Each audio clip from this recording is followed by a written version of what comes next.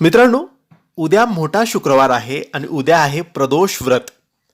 प्रदोष व्रताच्या दिवशी तुम्ही घराच्या शिवलिंगवर हा सोपा उपाय करावा आणि हा उपाय नक्की करावा. घरात ज्या काही अडचणी सुरू असतील त्या नक्की दूर होतील. हा उपाय हे काम तुम्ही तुमच्या घरात शिवलिंग असेल तर घरी केलं तरी चालेल, आणि जर शिवलिंग नसेल तर तुम्ही जवळपास महादेवाचं मंदिर असेल तिथे जाऊन तिथल्या शिवलिंगवर हा उपाय, हे काम, ही पूजा करू शकतात. विश्वासाने, मनोभावाने करावी. प्रदोषचा दिवस हा महादेवाचा दिवस असतो आणि या दिवशी केलेले व्रत, केलेला उपाय, केलेला मंत्रजप महादेवाला प्रसन्न करतो. आणि एकदा जर देवांचे देव महादेव प्रसन्न झाले तर आयुष्यात राहू केतू, शनीची बाधा, मंगळची बाधा, ज्याही अडचणी, समस्या सुरू आहेत त्या मग काहीच राहत नाही. सगळं काही शुल्लक असतं, सगळं काही नाहीसं होतं जेव्हा महादेव प्रसन्न होतात. म्हणून मित्रांनो, एकादशीच्या दुसऱ्या किंवा तिसऱ्या दिवशी प्रदोष व्रत येते.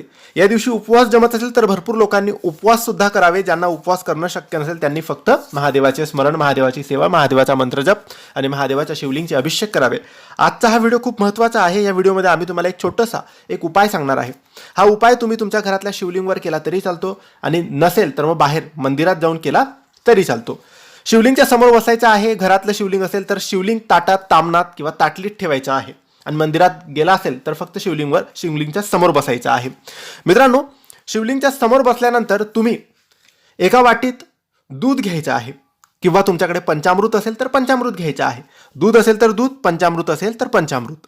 आणि त्यानंतर तुम्ही चम्मच घ्यायचा आहे आणि चम्मचने 11 वेळेस 11 चम्मच ते दूध किंवा पंचामृत शिवलिंगवर टाकायचं आहे. शिवलिंगवर अभिषेक करायचा आहे. ओम नमः शिवाय, ओम नमः शिवाय असं बोलत 11 चम्मच टाकायचं आहे. हे 11 चम्मच टाकून झाल्यानंतर तुम्ही वाटीमध्ये शुद्ध पाणी घ्यायचं आहे आणि पाणी सुद्धा शिवलिंगवर 11 चम्मच टाकायचं आहे.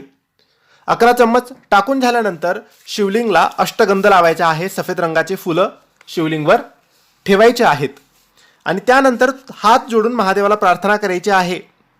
तुम्हाला ज्याही अडचणी, ज्याही त्रास, ज्याही गोष्टींचा त्रास असेल, जेही तुम्हाला हवं असेल ते सगळं प्रार्थना महादेवाकडे बोलायची आहे. काही दिवसातच महादेव तुमच्या इच्छा, तुमच्या आकांक्षा, तुमच्या अडचणी दूर करतील. तुम्हाला जे हवं आहे ते देतील.